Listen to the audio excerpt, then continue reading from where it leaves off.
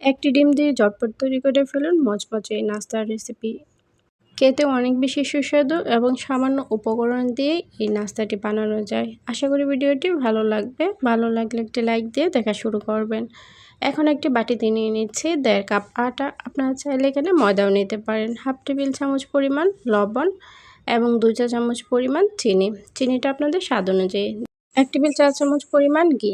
আপনারা চাইলে এখানে রান্নার তেলও দিতে পারেন। এখন সবগুলো উপকরণ ভালো করে মিশিয়ে নিব। মেশানো হয়ে গেলে দিয়ে দিব একটি ডিম। এখন সবগুলো উপকরণ ভালো করে মিশিয়ে নিচ্ছি।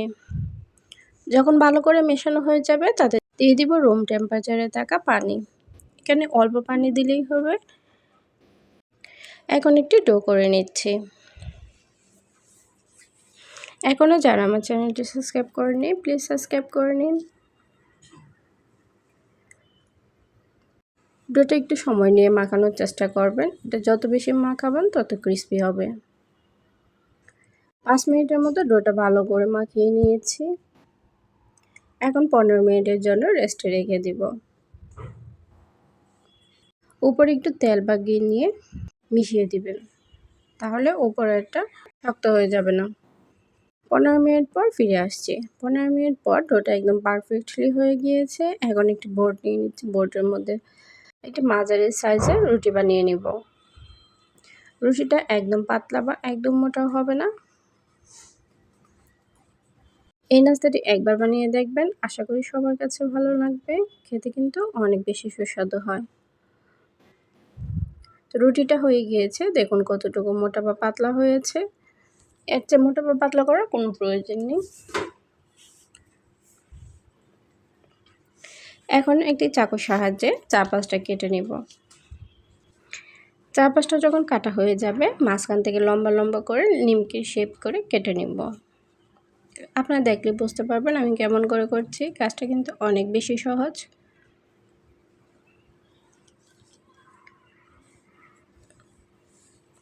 নতুন নতুন ভিডিও পেতে অবশ্যই চ্যানেলটিকে সাবস্ক্রাইব করে রাখবেন এবং যারা ফেসবুক থেকে দেখছেন তারা অবশ্যই পেজটিকে লাইক দিয়ে এবং শেয়ার করে দেবেন। এখন একটি কাঁটা চামচের উল্টো পিঠ নিয়ে নিচ্ছি। উল্টো পিঠের মধ্যে একটি একটি করে রেখে একটু চাপ দিয়ে আবার এটাকে ফোল্ড করে নিচ্ছি। আমি কেমন করে করছি আপনারা দেখলে বুঝতে পারবেন, এটা বলার কিছু নেই। এভাবে করে সবগুলো বানিয়ে নেব।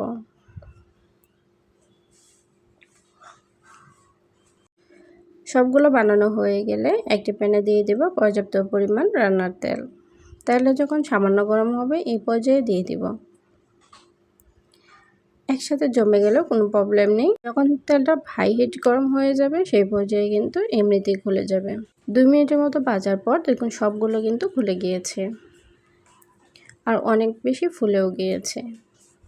এই নাস্তাটা ভাজতে মোট 7 মিনিটের মতো সময় লেগেছে। আপনাদের কম বা বেশি লাগতে পারে। অল্প আঁচে ভাজার চেষ্টা করবেন, তাহলে অনেক বেশি ক্রিস্পি হবে।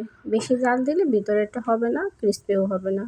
নাস্তাগুলো তৈরি হয়ে গিয়েছে। এখন একটি চাটনির সাহায্যে সবগুলো উঠিয়ে নেব। এভাবে করে সবগুলো বেজে নেব। তো নাস্তা রেসিপিটা কেমন হয়েছে অবশ্যই কমেন্ট করে জানাবেন এবং নতুন আরেকটি ভিডিও দেখার আমন্ত্রণ জানিয়ে আজকের মতো বিদায় নিচ্ছি। সবাইকে অসংখ্য ধন্যবাদ। আল্লাহ হাফেজ।